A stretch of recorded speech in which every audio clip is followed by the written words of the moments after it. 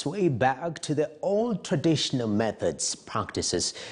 But with the emerging new technological trends, beekeepers are adopting the new modern beekeeping methods. Lynn Colum with the story. Beekeeping with modern hives is relatively new. Having been introduced by the colonial government in the 1950s and further promoted by government and other development organizations after independence as an alternative source of livelihood to resource-poor families.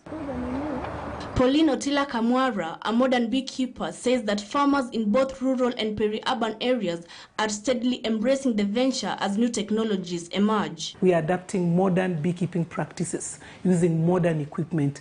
What do I mean by modern equipment? We are currently using the Langstroth beehive. The Langstroth beehive is the latest beehive technology that many farmers are adapting into beekeeping. Instead of using the Kenya top bar hive, instead of using the basket hive, instead of using the log hive, we are adapting the Langstroth beehive, which are the two chambers. And that is more modern because it's more easy to use. And also when I talk about modern, when it comes to processing honey, we do not use the crude traditional method that they were using to cut, mash, and which in the end adulterated the quality of the honey. We mean using the current equipment, the extractors, the honey presses, the sieving method, the packaging method. They are all modernized and not the traditional way, the way they were doing it. Despite modern beekeeping methods being relatively expensive, the pros surpass the cons. Because to make one beehive, it will take a long time because you're doing small pieces. But then now, because of production purposes, we've set it so that a particular day we just do the frames. The following day we do the box. There's a day we do the planing. So I can give you in terms of production what I'm able to do in a week. In a week I can comfortably do 300 beehives with all factors held constant. There's power, there's labor, there's availability of material.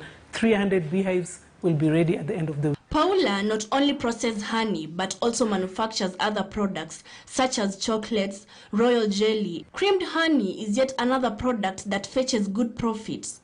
As Omondi explains. So creamed honey is made through churning of the normal honey. We don't add anything. It usually takes up to around 30 days to make the churned honey. So let me pack it so that you can see what we call the churned honey. So during churning, it breaks the particles of the honey into very fine particles, and is usually very good for the bread. So right here in Kenya, we are the only company that is packing this and putting it on sale.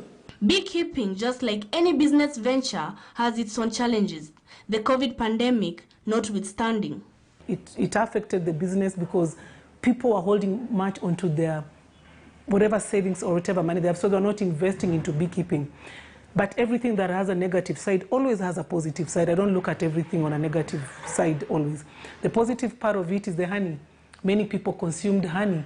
That's where the chocolate was born, because now we are looking at health benefits. What are the other options you can take to boost your immunity? Recent studies show that beekeepers in Kenya who have adopted new technologies tend to be on average older than the general population and more economically endowed with significantly higher incomes. They have lower total number of hives, yet produce much more honey and have more hives in production than those not participating. Reporting for KTN News, I'm Lynn Colum. Indeed, the evolution of